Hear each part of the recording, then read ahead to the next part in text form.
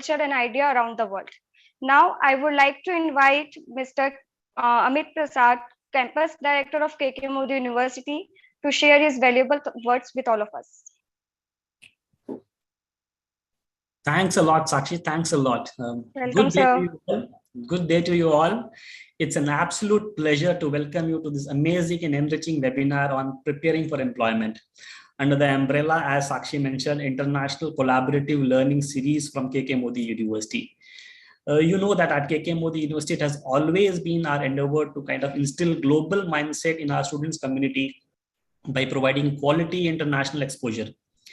I strongly believe that attributes like skills, understandings of the job, the right personal qualities are very, very important for increasing our employability quotient. Add to it the complexity of today's world, it becomes a really Herculean task. But now to achieve all this, everyone needs to have some good strategies, learning, and some guidance. It's my truly an honor and to invite Ms. Ashley Bell to deliver their thoughts on this topic. She has a dynamic personality, has years of experience in preparing students for employment. She's associated with the Rigil USA. Ms. Bell is also a Penn State University graduate, a certified PMP, a Six Sigma Green Belt, a Scrum Master, a very strong organizational development professional. I am kind of, on a personal note, I have been very, very fortunate enough to kind of visit her in USA and work with her on a project. I must tell you, she is a great friend, a great host, and a very charming person.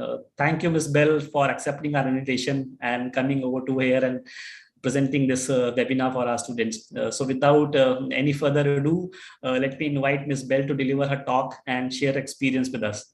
Thanks a lot. Thanks a lot. Over to you, Ashley.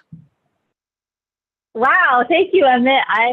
I don't know who you're talking about. I don't know if it was me or not, but thank you so much. I'm so flattered. That was such a kind words that you shared, and I feel the exact same way. I got to meet Amit a few times, so I'm very honored to have been asked to join you all this evening for the International Speaker Series.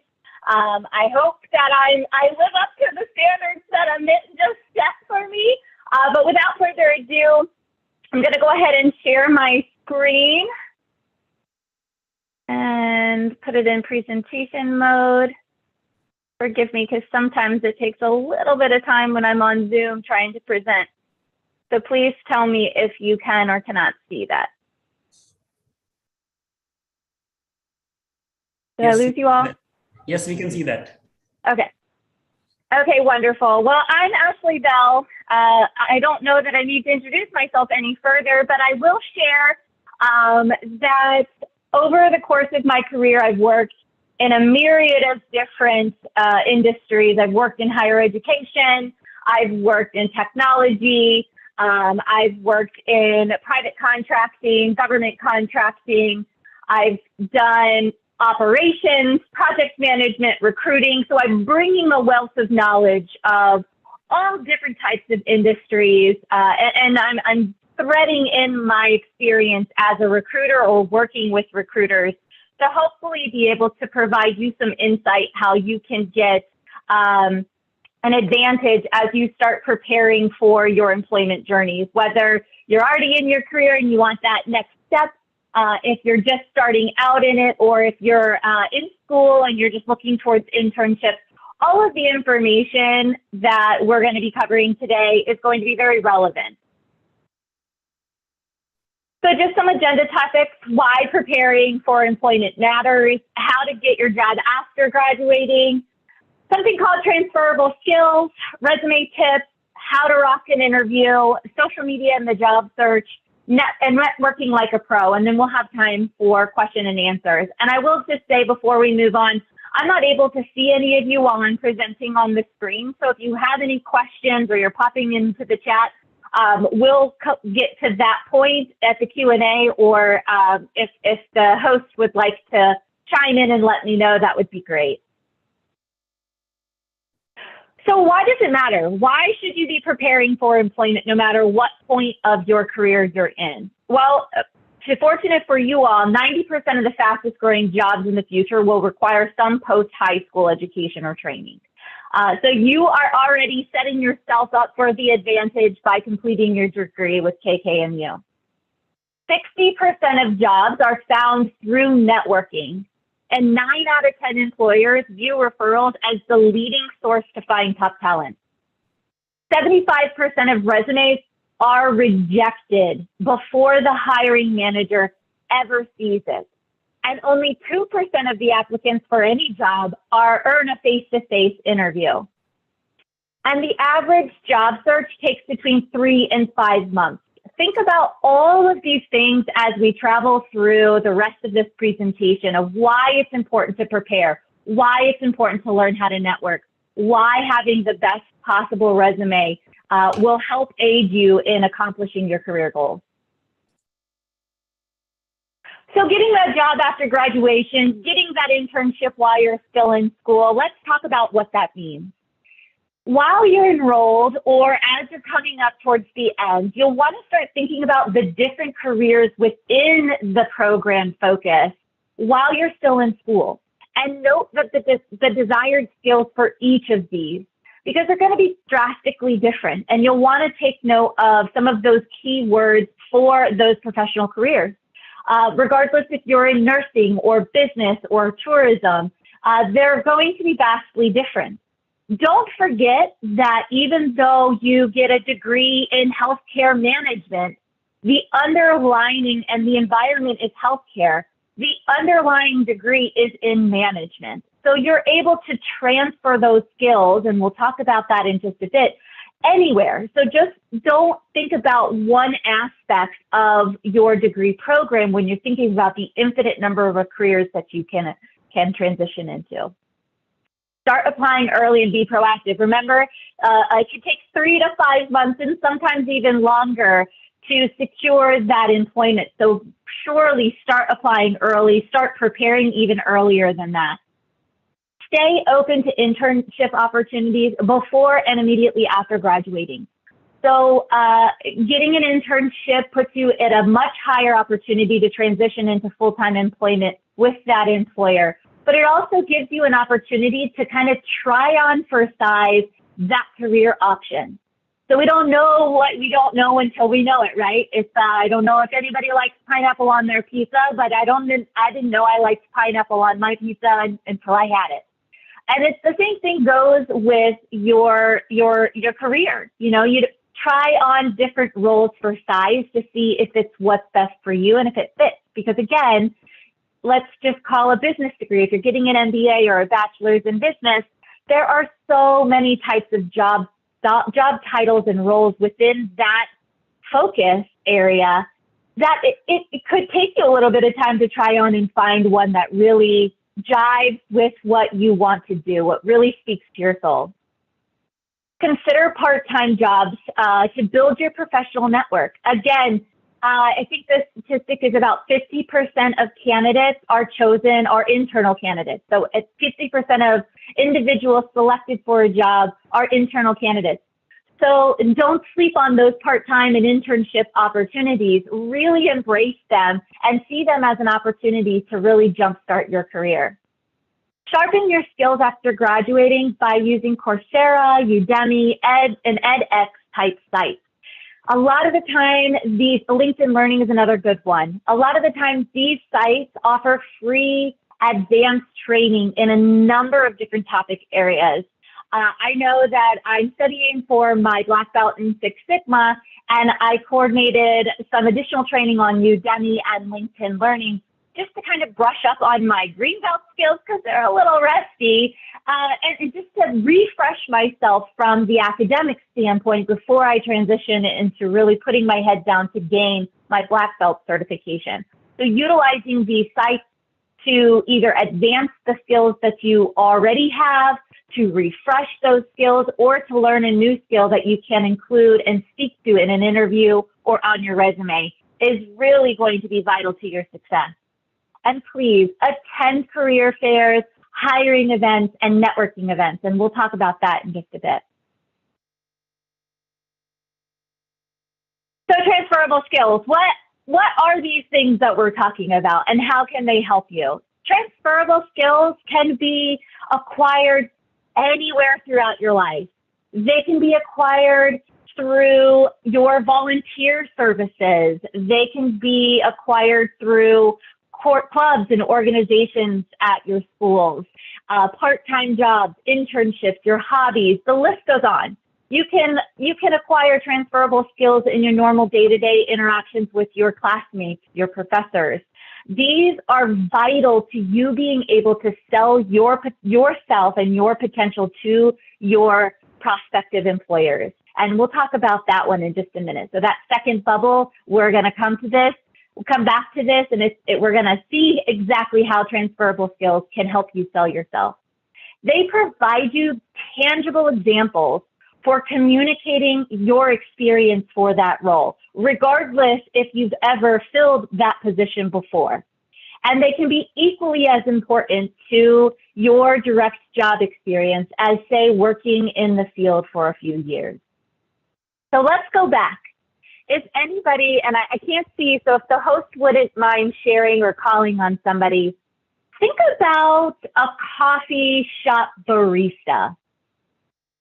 Would anybody say that working as a coffee shop barista has anything to do with preparing you for, say, being a nurse? Yes or no? Anybody is free to speak out.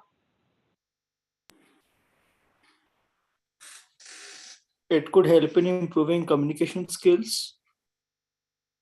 Sure, absolutely, absolutely. Anybody else want to chime in? All right, so if we think about a nurse, just for the sake of an exercise, they have to be able to perform well under pressure. They need to be able to follow precise instruction, right? Because it's life or death if they don't. They need to be able to communicate well and effectively, work on a team, and provide some kind of comfort to someone. I don't know about any of you, but when I go into my coffee shop in the morning, it is hustling and bustling with people who are trying to get to work. They don't want to be late. Maybe not so much right now during COVID, but before COVID, I mean, it was a madhouse going into the coffee shop at 6:30 in the morning. There were people in there trying to get their mobile orders, somebody trying to order at the register, somebody trying to order from their car through the drive-through, people upset because their order wasn't right, or they thought they ordered one thing but they got another. And that barista has tickets coming in left or right, and they're having to handle themselves well under pressure. They're having to maintain a calm, composed demeanor while, say, a customer is maybe not acting their best, right? And if we think back to that nurse, I don't know about you, but when I'm sick, I'm probably not my friendliest self. I'm a little grumpy. I can be a little short-tempered if I'm not feeling well. And people can take it out on each other, right? So this barista or that nurse has to have a level of decorum when speaking to the customer or that patient. So whether you're a barista, you can talk to your potential nurse manager and tell them provide them examples on how you were able to maintain calm and cool demeanor under pressure, how you were able to navigate through maybe an unruly client, how you were able to follow precise guidelines, regardless if it was for a dietary restriction or if it was just someone who really liked caramel instead of hazelnut in their coffee, and someone who was able to effectively communicate and prioritize their work. So just because that nursing student was never a nurse before nursing, they do bring some valuable experience that they can start connecting those dots between what they used to do and what they've learned and what their future job is going to be.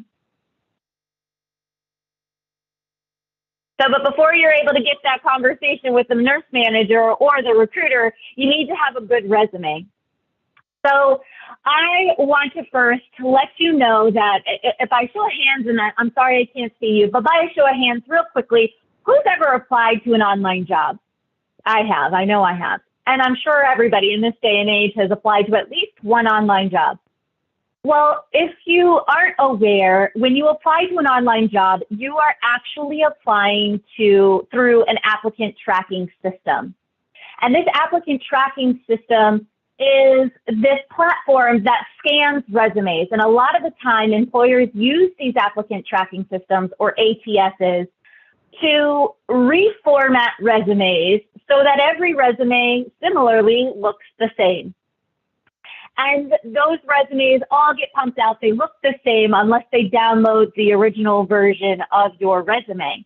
And in order for your information to transfer properly, these are the guidelines that are best to follow so that your resume doesn't come out with hieroglyphics all over it or looking too crazy. And if you've ever applied online and you've uploaded your resume and then poof, all of a sudden some of those text boxes and fields were automatically populated with the information on your resume, that's that applicant tracking system scrubbing down your resume, drawing over that information. So think about if maybe you were using the wrong font, or maybe it wasn't organized in such a way, that information, if it's not pulling over and you're having to type it in, think about what that resume may look like when the employer or the hiring manager downloads it. It's probably either going to be blank or it's going to have some really weird looking font on it that they probably can't read. So I would recommend using common and easy to read fonts, Times New Roman, Arial, Cambria, Calibri. Use font size that are easy to see. 10 to 12 point font for the body of the resume and all of your titles. Your name is probably the only one that I would recommend making slightly larger.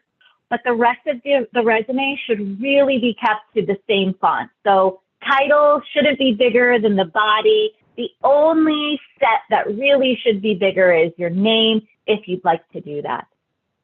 Keep your resume well organized. How many seconds or minutes do you think a recruiter spends on a resume before making a decision to move forward and continue reading or to put it in the trash? 5 to 10 seconds. 1 minute. Excuse me? 5 to 10. 1 minute. Okay. 1 minute, 30 seconds, 6 seconds. 6 seconds on average. A recruiter looks at a resume and knows whether or not they're going to advance it forward and keep reading, or they're going to put it in the trash receptacle. When I was a recruiter, I had a couple of different piles. I had the maybe pile, I had the absolutely pile, and I had the trash, right? So if I'm reading through a resume and it is disorganized, right? You're applying for a job that requires a degree, but your resume is disorganized. Well, that's a big red flag for me when I used to recruit. I didn't want to even have a conversation with somebody whose resume was all over the place because I was worried that their conversation may be over the place. And if they can't represent them well on paper, how well are they able to represent themselves in a conversation, in an interview? Would I pass them along to the hiring manager? Try not to use abbreviations unless it's absolutely necessary for your field, like the acronyms that are specific to that industry. Those may be okay, but try not abbreviating dates or commonly abbreviated words just because it's a little lazy. It takes 2 seconds more to type out something fully. Highlight your strongest qualities. So this is a really important one. When you're thinking about a resume, and if everyone closes their eyes and you think about a home that you want to buy. Think about this beautiful mansion. Think about how beautifully kept the yard is, how beautifully manicured the yard is. And when you're buying it, your agent says, this house has perfect curb appeal, right? Or think about when you're looking for a new location for your business. Location, location, location. It's key. Naturally, when we're looking at a resume or at a piece of paper, our eyes kind of gravitate towards the center and towards the top. So what we want to do is make sure that we use that prime real estate, location, location, location, for our strongest qualities, our skills and qualifications for the job. So yes, the resume should have your name and your contact information. It should also have your education. But if you have years of experience, say in operations management, and you're getting an MBA, those years of experience, the degree is very important, but those years of experience need to be able to be captured somewhere close to that center part of that resume. So your experience being put and your skills being captured there. So you want to make sure that you're thinking through that history and the journey of your professional career and highlighting those strongest qualities in your qualification for the job, your skill area, and the professional experience. Make sure your contact information is always current. I can't tell you how many times I tried to call a candidate I was interested in speaking to, and I got the doo-doo-doo, this number is no longer in service. Or they mistyped it and I would get somebody completely different. You know, I was calling for Sally and I got Joe. Or they transposed numbers or something in an email address and I got a bounce back. So make sure that if you're changing your phone numbers, if you're changing your emails, that you are always going back to your resume, always going back to anywhere where you have your contact information and updating it. Don't copy and paste your work experience from place to place. One, it's redundant, and two, it's lazy. What you could do is combine those experiences and maybe just put the different places you did it with one block of bullet points of what you've done and accomplished. Or just think about rewording it, wordsmithing, looking up synonyms, looking up ways to rephrase what you're trying to say so that it stays fresh. And keep your resume to one page as best as possible if you don't have years of relevant work experience. And that's okay. There's this common myth that your resume should be 6 pages long if you're trying to get into a leadership position. No, I have over a decade worth of experience and my resume is 2 pages long. And the bulk of the reason why my resume is a little long is because I have somewhat of some alphabet soup. I have a graduate degree and a couple of certifications. So I capture those at the bottom of my resume. And if I'm going too fast or anybody has some questions, please feel free to chime in. I'm happy to answer them at any time. So rocking that interview. So let's say you got through that job search, you found the job you wanted to apply for, you submitted your resume, and lo and behold, they've called you for an interview. How in the world do you take from being an applicant to getting an interview and being an interviewee to landing that job? And the answer is practice. But here are some tips for rocking your interview. And if there's one thing that I feel very confident in, it is my interviewing skills. So hopefully some of my experience may help aid you as you transition through your interviews as well. It is very important to know your resume. I have actually been in an interview with a candidate when I was a recruiter and asked someone a question about something in their resume. And they said, oh, wait a minute, could I see that real quick? And they, pick up the resume, or they're looking at it. And I thinking to myself, well, you put it on the paper, how do you not know? And it throws up a red flag.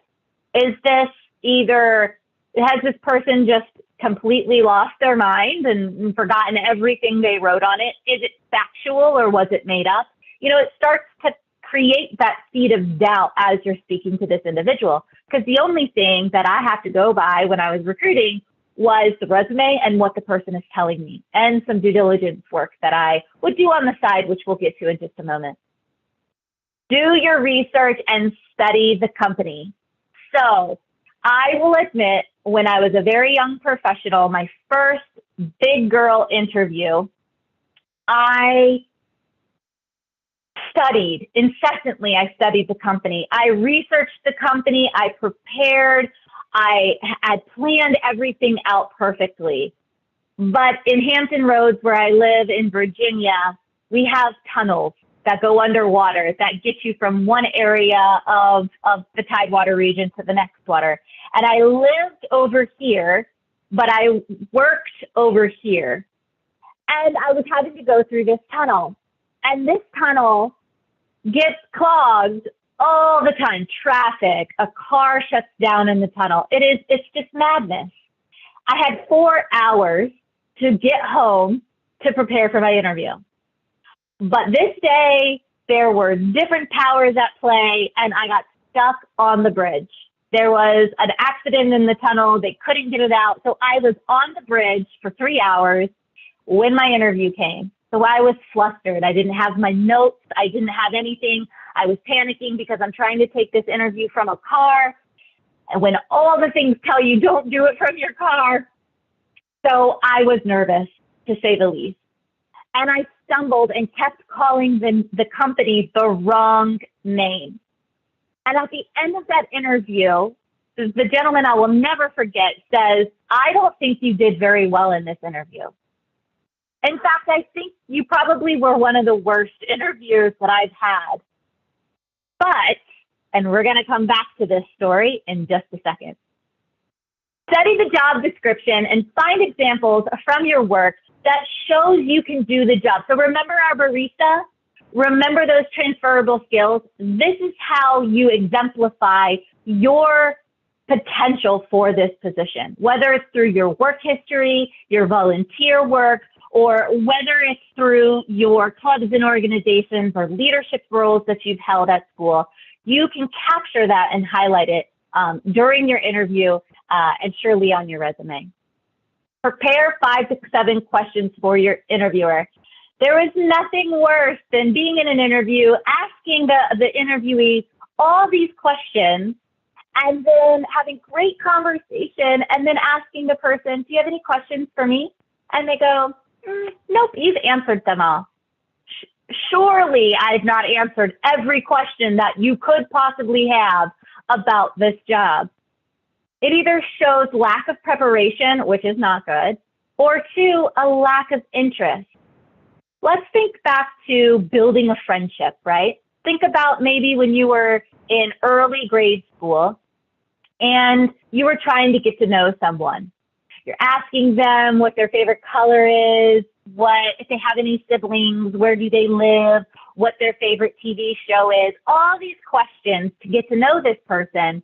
And think about whether or not you would have become friends with your best friend when you were in grade school, if they never reciprocated that interest. If they never asked you what your favorite color was, how many siblings you had, or what your favorite TV show was. Think about how differently that friendship would have unfolded. It's the same thing in an interview.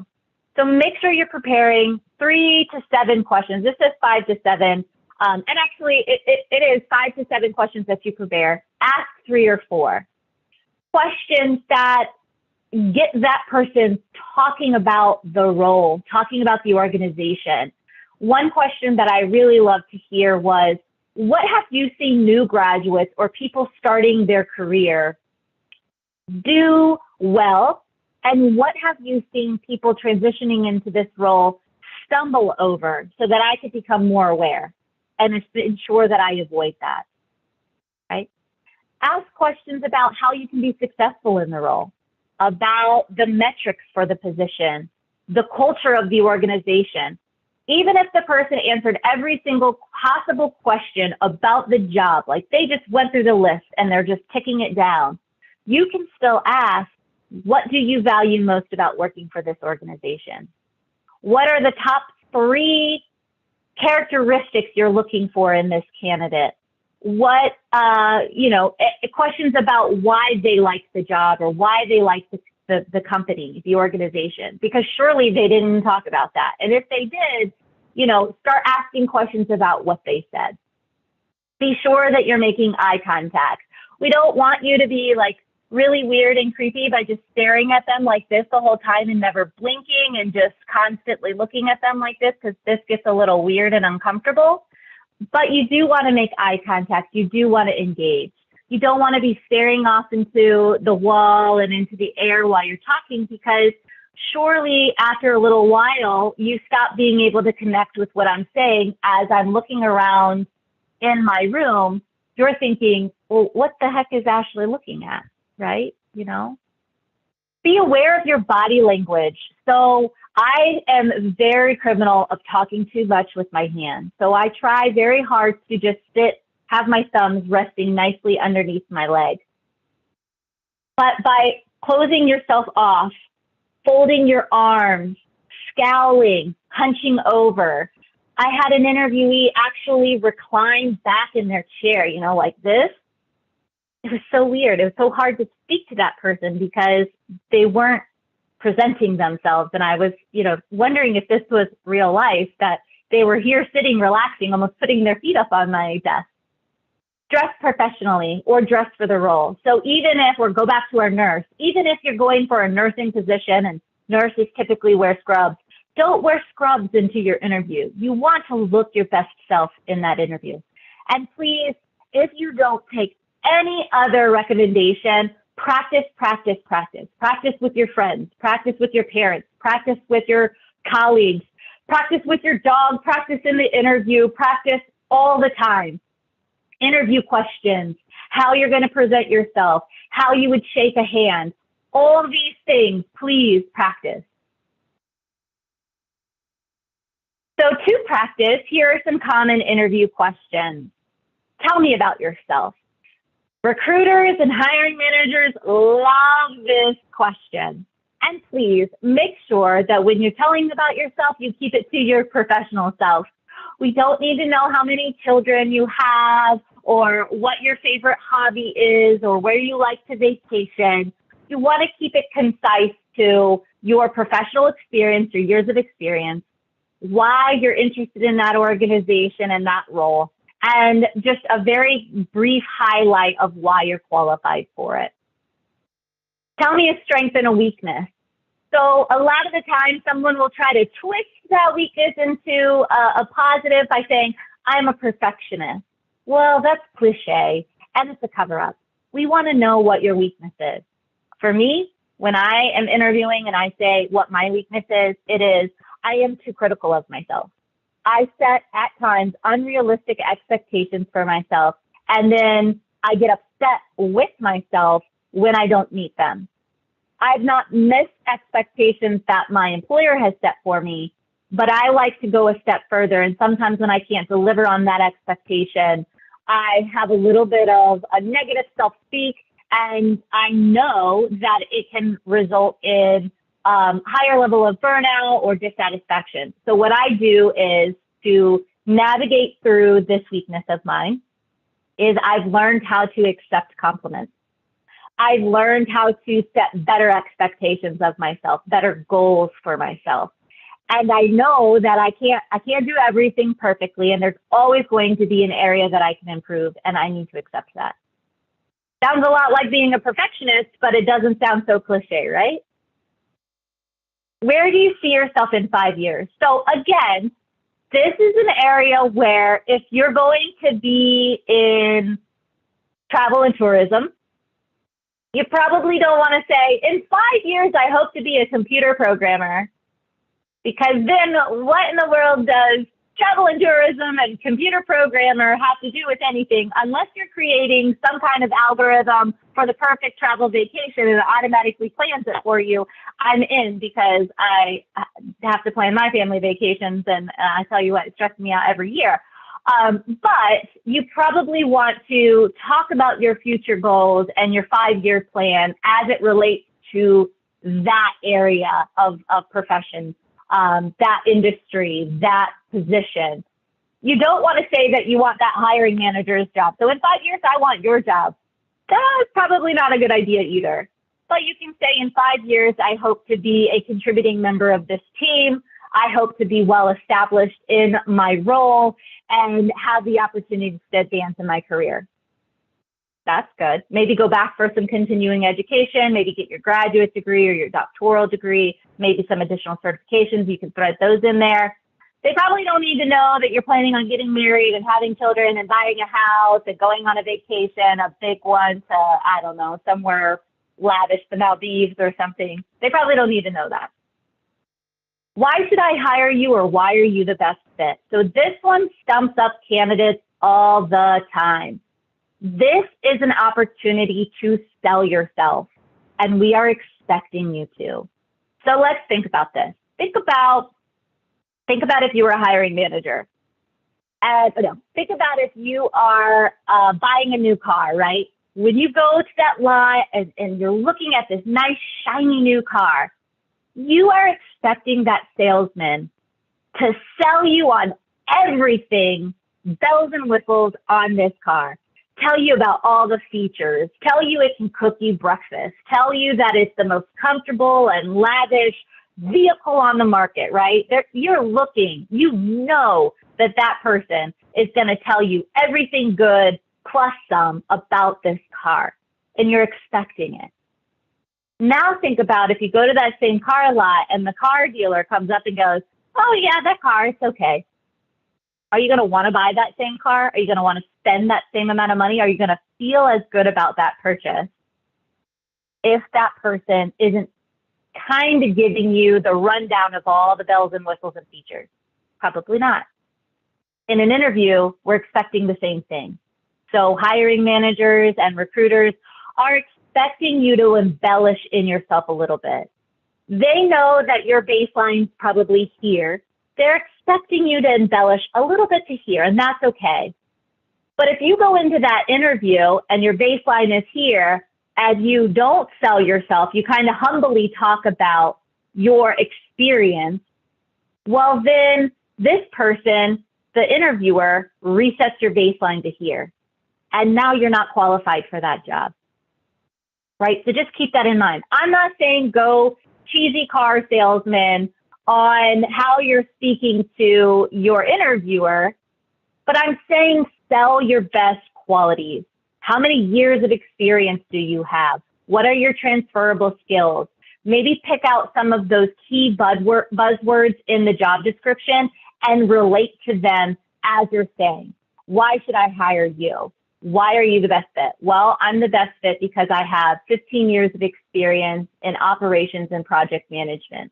I am an articulate communicator and know how to ask the right questions to arrive at the right requirements. I'm not cheesy, but I'm giving you why I'm qualified by highlighting my best characteristics. This also transfers into the next bullet of what sets you apart from other recent graduates and candidates. So selling yourself, if Sally over here is going to sell herself, in the interview, I need to make sure that Ashley Bell is selling herself in the interview too. Because if not, Sally is going to get that job because she's talking about her skills and what separates her and what not necessarily makes her better, just different than me as a candidate, and what value she's bringing to the organization that's different than the value that maybe I talked about and maybe I didn't. Interviewers love to ask open-ended questions. Tell me about a time you had a strict deadline you had to reach. Tell me about a time you missed a deadline. How did you handle that? So be sure that you think through some of these potential questions, or you do the research, interview questions for project managers, interview questions for travel and tourism managers, front operations, night controllers, whatever the job is, look at job-specific interview questions and scenarios and keep those in your back pocket. And again, do you have any questions for me? So this is an important one. There's infinite number of resources out there, and we talked about a few of those questions, but make sure that you prepare 5 to 7 and ask 3 to 4. Any questions, please feel free to stop me at any time. I can't see anybody, so if anybody wants to ask a question, you're welcome to interrupt me. I will not be offended. Interview mistakes. 47% have little knowledge of that company, right? 47%. 67% of interviewees fail to make eye contact. So again, we don't want to do this and stare weirdly at the interviewer the entire time and never break eye contact. It's okay to, give your eyes a break and come back. But what we don't want is we don't want somebody, making the wandering eyes all around the room. 33% have bad posture or fidget too much. So all of you nervous Nellies that like to tap your foot or shake your knee up and down, that's fidgeting. So what you can do is place the palms of your hands on the tops of your thighs so that when you start to fidget, you mentally feel your legs moving and you can tell your body to stop.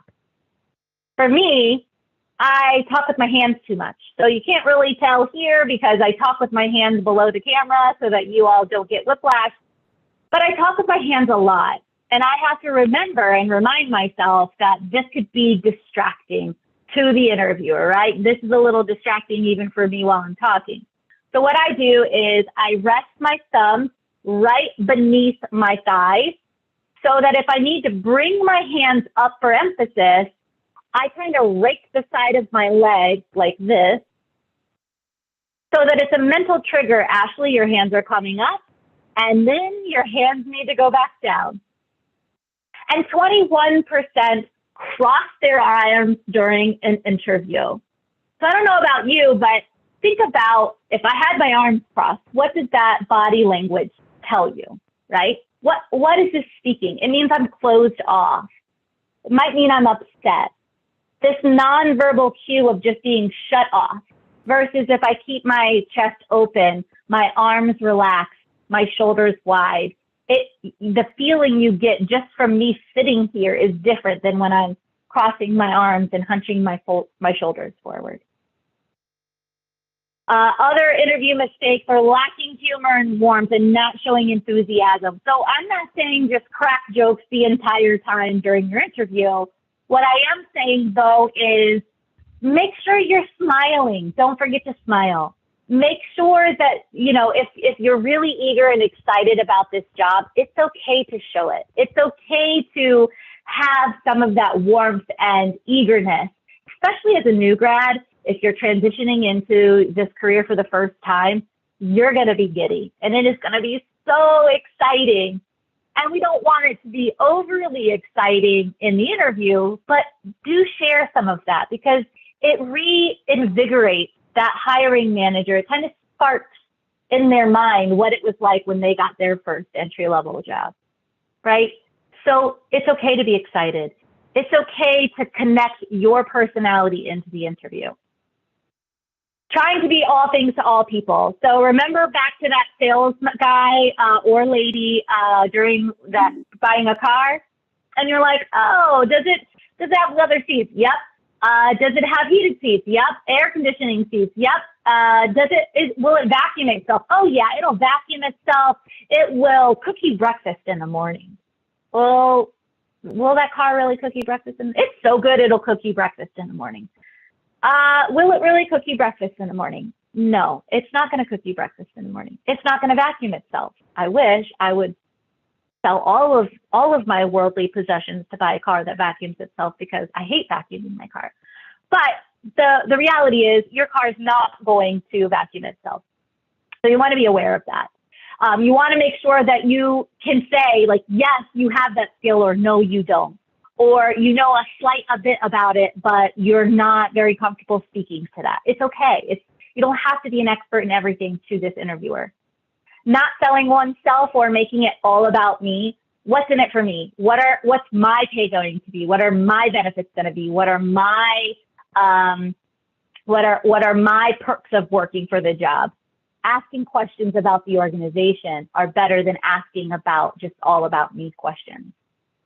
Failing to demonstrate how you're different from other applicants and not preparing questions for the employer. I know this one keeps coming up, but it is really important.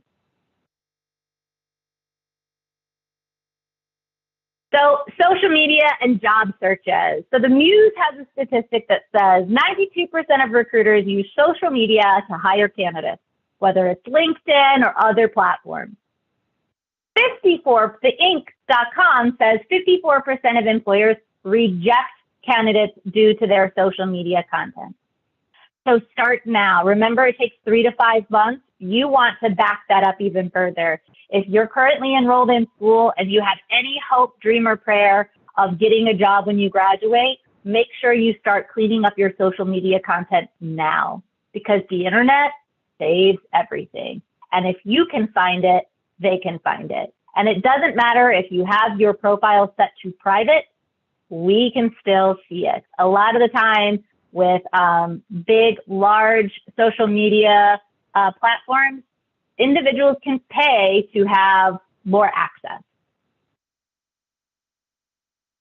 So how do you do this? You Google yourself and clean up as much as you can. So using that incognito mode, Google yourself, see what pops up. Hopefully all things good, right? Nothing that you should be ashamed of. Make sure that your social media accounts align with your resume. You want to make sure your LinkedIn account matches the resume that you're submitting. Obviously, you're changing your resume up according to the job by highlighting those buzzwords. You don't have to change your social media, your LinkedIn every time but make sure that your job history at least matches what's on your resume. Your education and your certifications are all seamlessly tied together in both of them. And start connecting now with organizations that you'd like to work for. Start connecting now with professional groups, professional interest groups, maybe that you can start networking with those individuals. That way you can start to build that repertoire of people, that Rolodex of people, so that when it's time for you to get a job, they know you already. They may be able to refer you. Can I ask you a Network question? like a pro. Absolutely. Do I need to go back? Yes, no, ma'am. I have just one query that whenever we are preparing our resume, in which department we should give importance more, either on experience or on education? Sure, absolutely. So I think in my experience, my education is just always listed my program, so my degree, a master's in organization development and change, when I graduated, and the school that I went to, so Penn State University. I never get into the coursework. I don't get into any of that, because if the recruiter is really interested in the coursework that you've done, they can go look at that curriculum, right? And that's if you don't have any experience whatsoever, in your job experience or your professional experience, you can start to capture some of those capstone work that you've done, the senior projects that you've done, some of those other projects. You don't have to capture in that education section. So education is important, and you surely should be capturing that on your resume. But really, you have more real estate to talk about how you apply that education in your professional experience or in your qualifications section. Does that answer your question? Thank you, ma'am. Absolutely. Absolutely. So networking like a pro. Let's go back to that story. So remember I told you I bombed an interview. Bombed it. It was the worst interview this guy had ever had, right? Really bad interview. But after, he said, let me give you some tips. When you're talking to a president of a company. So before this interview, before I talked to this gentleman, I was a server. I was waiting tables, and this family walked in at the very end of the day. We were about to close, and I was the only one there, and it was a mother and 3 sons. And normally a server, if anybody's worked in retail or in the service industry, when someone comes in about 10 minutes before close, you're like, ugh. But this night, I didn't care. It was what it was. It's one more table, maybe one more tip. Very cool. They come in. It was the oldest boy's birthday, but they had just moved to the area. He was having a bad day. His dad was out of town. He was just grumpy, in a bad mood. So no one was in the restaurant. I had them running around. I was singing happy birthday all by myself with his other brothers, and I bought them dessert. I didn't think anything of it. It was just something I could do to make a difference in this 11-year-old's life. 9-year-old, sorry. Flash forward 4 more days.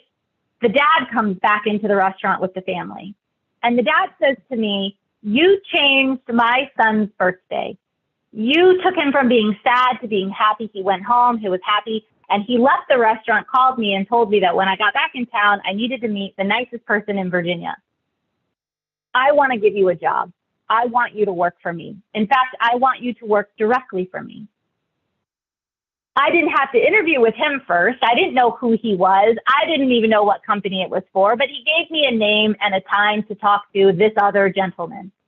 This other gentleman is the one that I got so nervous interviewing with that I called the company the wrong name.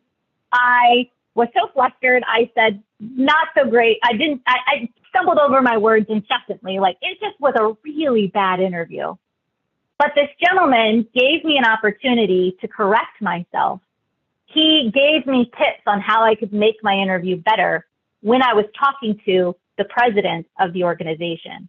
That man whose son I changed his birthday for was the president of the first school I ever worked for. So networking comes in all shapes and sizes. You never know who you're going to be meeting. You never know who you're going to be working for. So ensure that every interaction with someone is a positive one. Ensure that you're taking advantage of the connections you're making in class, on campus, with your professors, your classmates, within your clubs and organizations. Prepare your 30-second pitch. So when the mother and her sons were in the restaurant, she was asking me, what do you do? Because in her mind, she's also thinking, I got to tell my husband about this girl. She's awesome. So I was telling her, I'm in school and this is the degree I'm getting and this is my experience. Ask thoughtful and open-ended questions. It's not just about you. It's about gaining the knowledge of what's going on in the industry, of what's going on in the other person's profession. Be selective in the events that you're attending. So have you ever had that friend that you follow on Instagram or on social media that just looks like she goes everywhere? Like, you're just like, how does she even, or he or she even sleep? Like, they're just everywhere. And then they come to your event and it's like, well, does this person really want to be here with me? Or is it just another time to take a selfie at a social event, right? Be selective in the events that you're attending so that you're methodical and your presence makes a difference.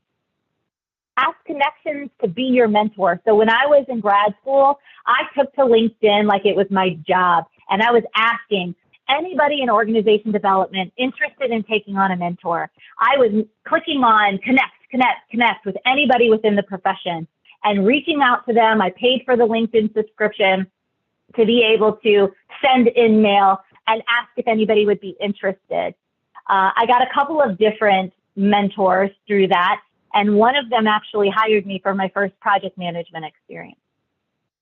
Follow up and stay in contact. So just making the contact isn't as important as ensuring and fostering the relationship with that contact.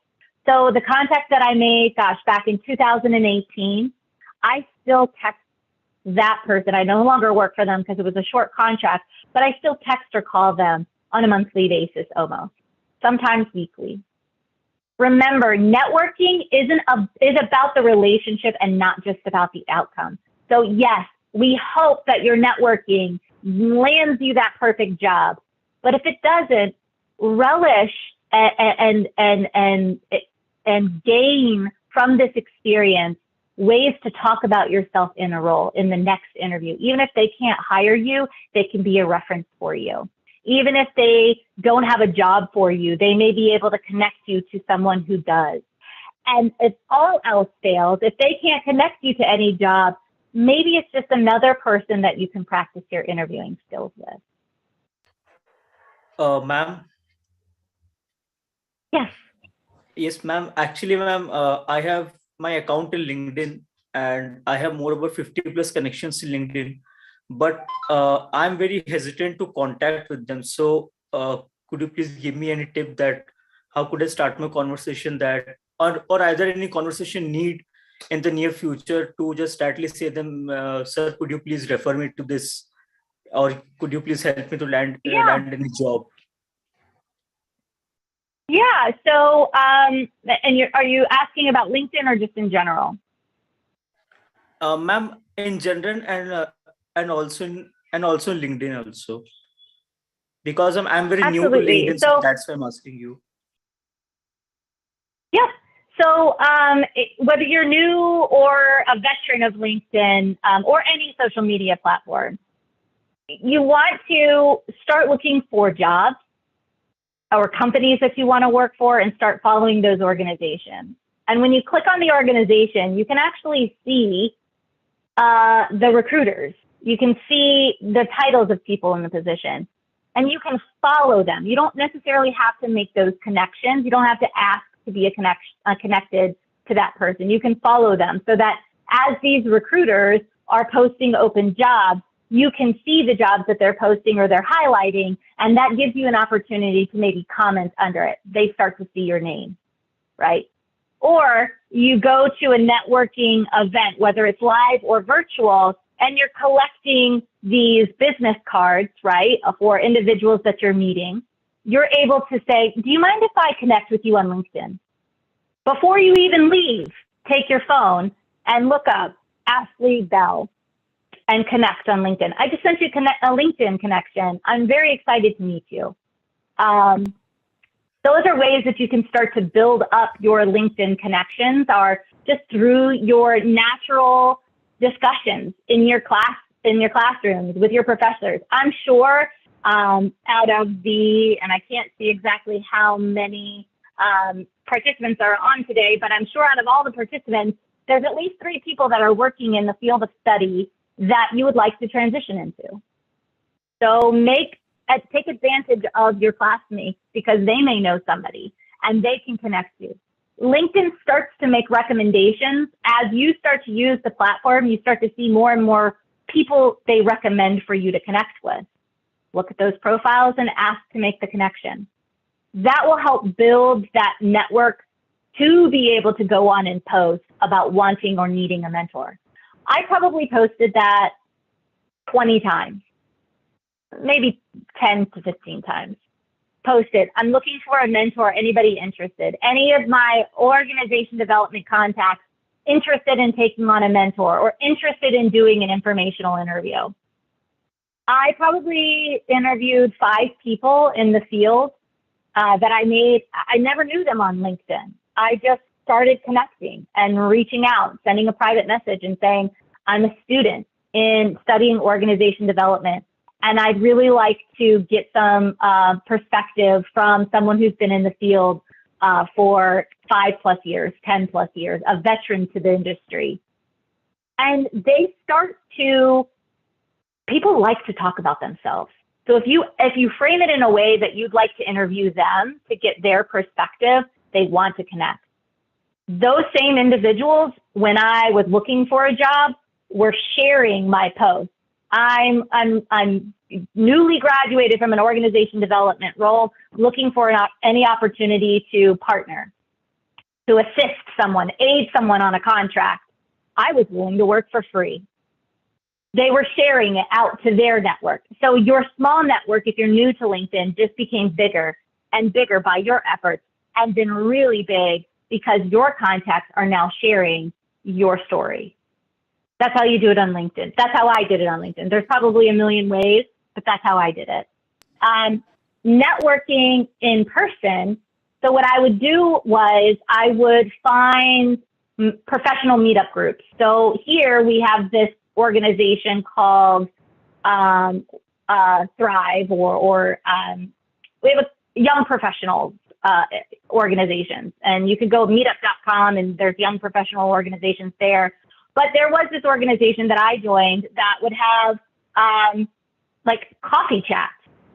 Every once in a while they'd have a coffee chat, or once a month they'd have a coffee chat. So I'd go to the coffee chat and I would meet people that were around my age. But then that group became bigger because those coffee chats turned into roundtables with veterans within industry, where you could intimately sit at a table with 9 other people or 8 other people in this professional and ask them questions about the profession or about the career. So now I'm sitting right next to a potential hiring manager. That's how I started networking myself. I started going to just career fairs and talking to the employers, not just the employers that I wanted to work for, but all the employers, because eventually that recruiter that's over at the Busch Gardens or the amusement park table, I didn't want to work at an amusement park. I was ready to transition into a different job. But that recruiter may become a recruiter because recruiters change jobs, as do other people, for a company that I want to work for. So I started just strategically making my connections with individuals that I felt could either share my story or could help introduce me to someone that I could share my story to. Does that answer your question? Ma'am, I will surely follow it, ma'am. Thank you. Yes. All right, and we are just at the end, and I'm going to stop screen sharing so that I can see everyone's face. And are there any questions? I know I've gone a little over time. I'm so sorry. Guys, if you want any other questions, you can ask. We are already running out of time. As I am very thankful to Ashley. She has given tremendous time to us, valuable time to us. Very thank you, Ashley. We are very thankful to you. Guys, if you want to ask any questions, I would like to allow only one question more. If anyone? And if you're shy and would like to put them in the chat, that's okay too. You can pop them in the chat and I'm happy to answer them. Problem. I am handing it to the Sakshi again. Sakshi, please. We are going to winding up the session. Sakshi, please. Yes, sir. So, thank you so much, ma'am, for your valuable guidance. I'm sure the learning from this webinar will help us in our career growth. Now, for vote of thanks, I would like to call Dr. D.N. Singh, sir, Registrar of KK Modi University. Sir? Thank you. Thank you. Welcome, sir. First of all, thanks for giving me opportunity to propose vote of thanks on behalf of KK Modi University. A very good morning to Miss Ashley Bell. And I must say, it's a good evening to my colleague, friends, and students. So once again, the very good afternoon of all my professor, faculty, my team member, and student of KK Modi University. I must say this was a classic example of international collaborating learning. I, Dr. D.N. Singh, Registrar on behalf of KK Modi University, and from the entire team, first of all, I would like to extend my most sincere gratitude to guest speaker, Ms. Ashley Bell, who spent time from her busiest schedule. Thank you, ma'am, once again. Thanks for. I'm happy to do it. Thank you for having me. And before binding up the session, I would like to everyone please to on your cameras so that we can have a group picture. Everyone, please. Yes. Meantime, I will conclude the vote of thanks. Ms. Ashley, thanks for accepting our request. I think everyone is smiling well. So please, it will be a memory for all of us.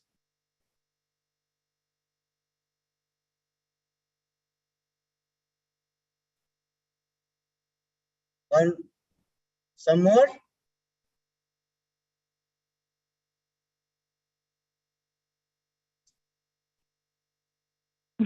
Thank you guys. Okay, just a moment. So thanks for accepting our request to connect through digital platform.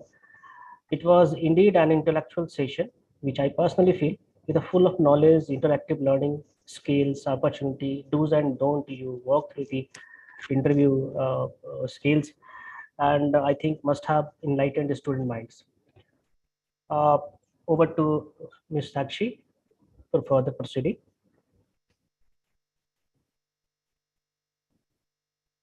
Sakshi.